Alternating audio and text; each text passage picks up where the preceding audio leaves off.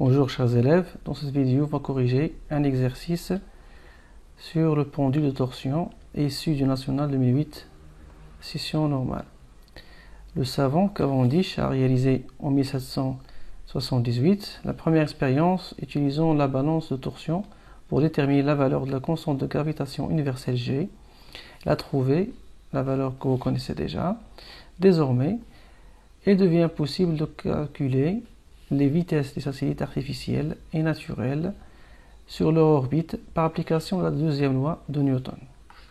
La balance de torsion utilisée par Cavendish est un pendule de torsion constitué d'une barre homogène de masse négligeable portant à ses extrémités deux corps de même masse et suspendu de son milieu par un fil de torsion de constante de torsion C, accroché à un support fixe, qu'on voyait dans la figure 1. Le moment d'inertie du système, barre-corps, par rapport à l'axe de rotation, confondu avec le fil de torsion vertical, et G delta égale 1,46 kg/m². La mesure de la période dissociation par Cavendish a donné T est égal à 7 minutes. On donne la masse de la Terre et on prendra pi au carré est égal à 10. Donc première question, détermination de la vitesse d'un satellite artificiel. Dans le repère géocentrique, l'orbite d'un satellite artificiel est circulaire, de centre confondu avec le centre de la Terre et de rayon R égale 7000 km. Par application de la deuxième loi de Newton, détermine l'expression de la vitesse linéaire V du satellite artificiel en fonction de G, R et la masse M de la Terre. Ensuite, on va calculer la valeur de V. Donc, première question. Donc, le satellite, il est soumis à la force d'attraction gravitationnelle. D'accord?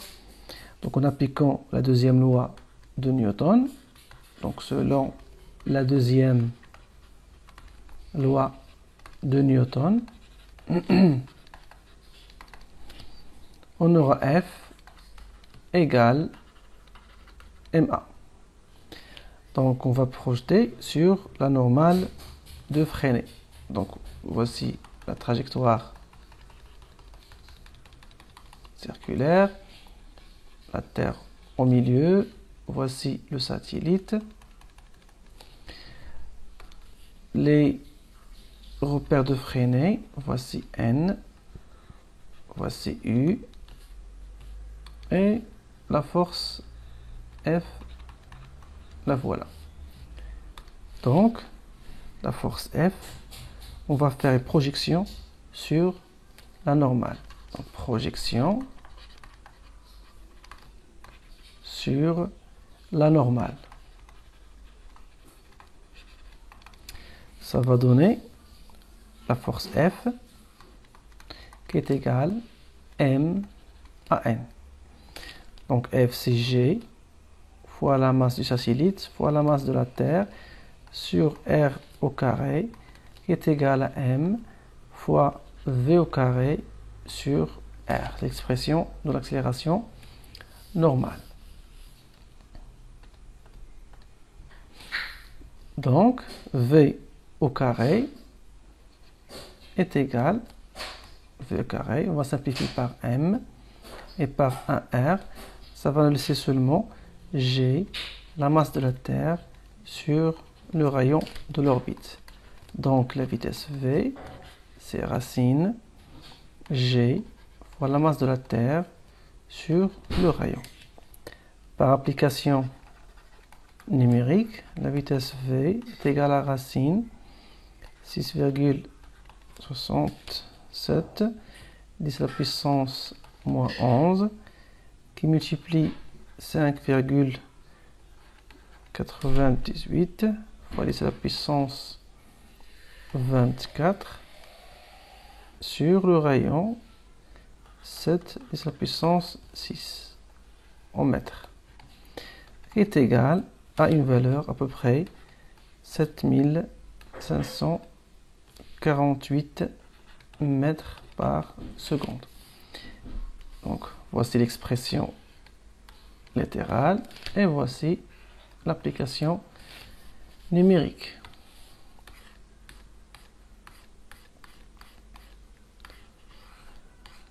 Deuxième question, étude des pendules de torsion. Donc, on néglige tous les frottements,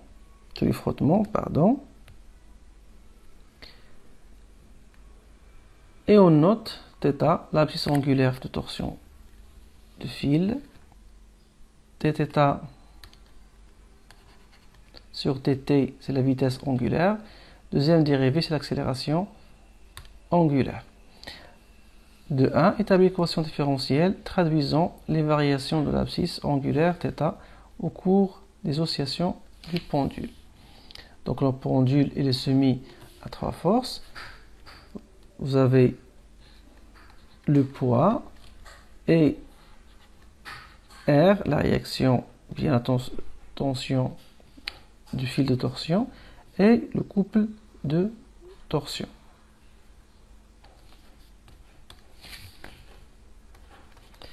Deuxième question. Donc on va commencer par le bilan des forces.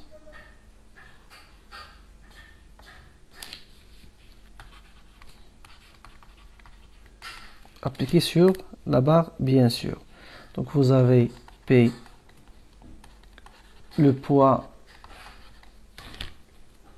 de la barre. Vous avez R, tension ou bien la réaction du fil de torsion. Et vous avez le couple de torsion. Donc vous avez 3 forces. Ensuite, on va appliquer la relation fondamentale de la dynamique. Selon la relation fondamentale de la dynamique, vous avez moment du poids plus moment de R plus moment du couple de torsion, T égale G delta, θ, 2 points. Et vu que les deux forces PR passent par l'axe de rotation, donc leur moment est nul. Donc 0 plus 0 moins C fois θ qui est égal à G delta, θ, 2 points. Donc θ, 2 points plus C sur G delta fois θ égale à 0. C'est l'équation différentielle qu'on cherche.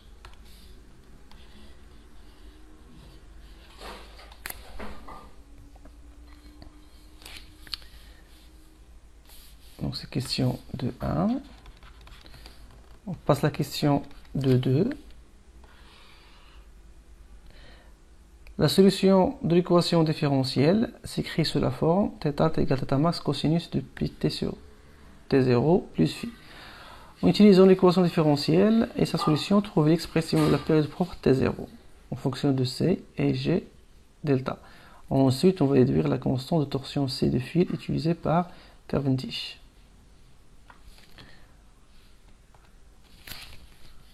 Donc on a θ égale θ max cosinus de pi sur t0 t plus phi. Donc la première dérivée θ point est égale à moins 2 pi sur t0 θ max sinus 2 pi sur t0 t plus phi. D'où la deuxième dérivée, θ 2 points, égale à moins 2 pi sur t0 le tout au carré, fois θ max cosinus 2 pi sur t0 t plus phi. Et vu que cette expression c'est θ, ça va donner θ 2 points qui est égal à moins 2 pi sur t0 le tout au carré fois θ. Donc on remplace θ 2 points dans l'équation différentielle précédente. Donc on aura moins 2 pi sur t0 le tout au carré θ plus c sur g delta θ égale à 0. Puisque θ n'est pas nul, on peut simplifier par θ. Ça laisse seulement 2π sur T0 de tout au carré qui est égal à C sur G delta. Donc 2π sur T0 est égal à racine C sur G delta. Au final, T0 égale 2π racine G delta sur C. C'est l'expression qu'on cherche de T0. Maintenant, on va chercher la valeur de C, la constante de torsion.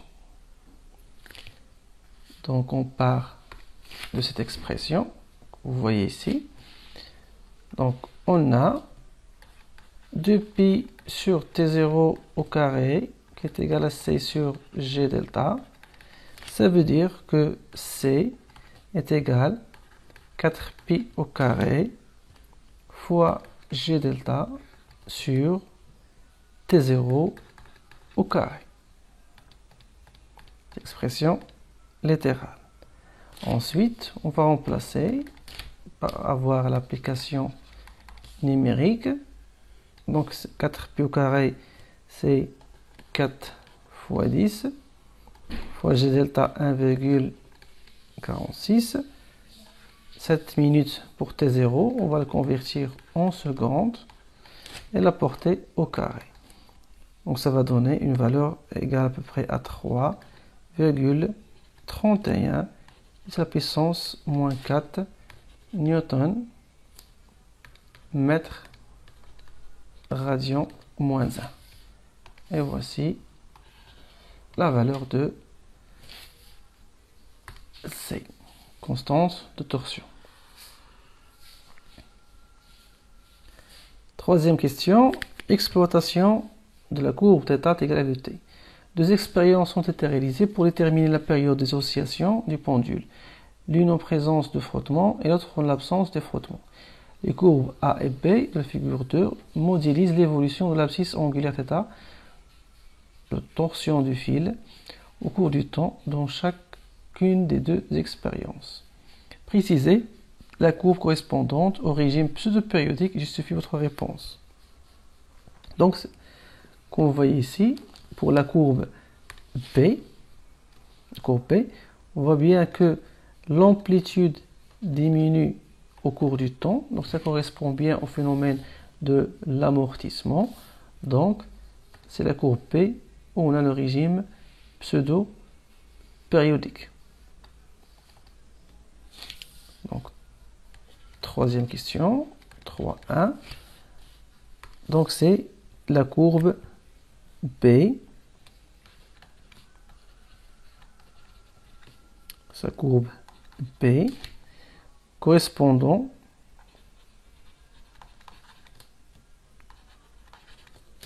au régime pseudo-périodique.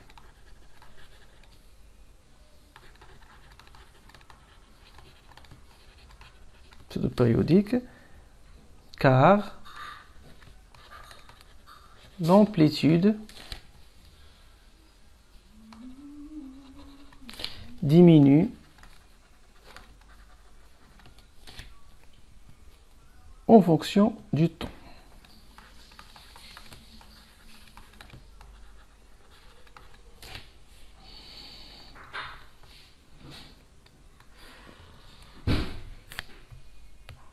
Passe aux questions suivantes. 3.2. Déterminer par article de la figure 2, en l'absence des frottements, la valeur de la vitesse angulaire du mouvement du pendule de torsion à l'instant t égale à 0. Donc on va travailler avec la courbe A. Donc 3, 2.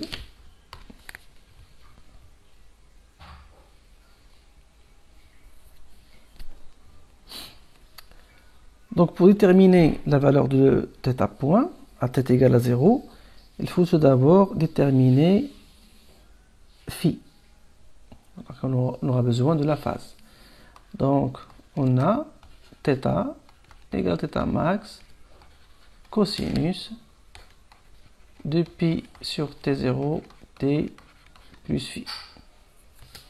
Donc, à t égale à 0, θ à l'instant t égale à 0, égale à θ max cosinus phi. D'où cosinus phi est égal θ à l'instant t égale à 0 sur θ max. Et si on examine bien la courbe, on voit bien que à θ égale à 0, θ égale à 0.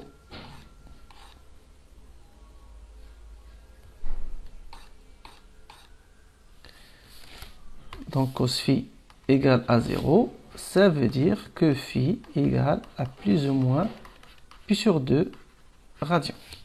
Maintenant, pour retrouver laquelle des deux, bien pour trancher entre les deux valeurs, on va aller à la dérivée. θ qui est égal à moins θ max de pi sur t0 sinus de pi sur t0 t plus phi.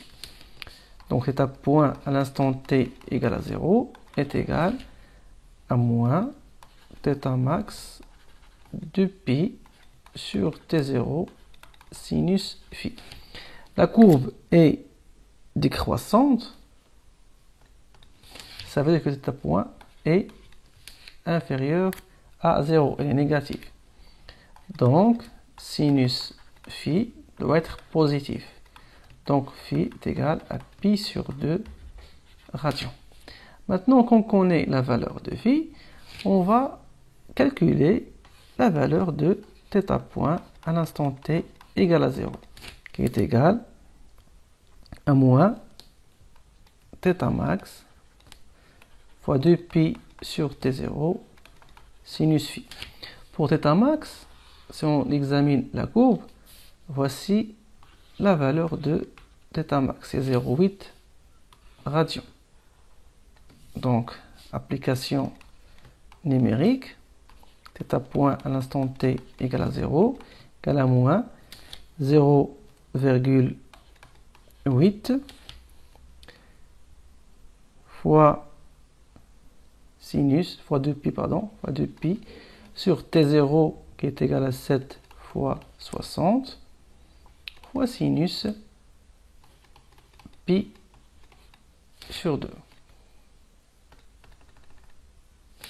Et vous allez avoir la valeur θ point à l'instant t égale à 0 qui est égal à peu près à moins 1,2 10 à la puissance moins 2 radians par seconde.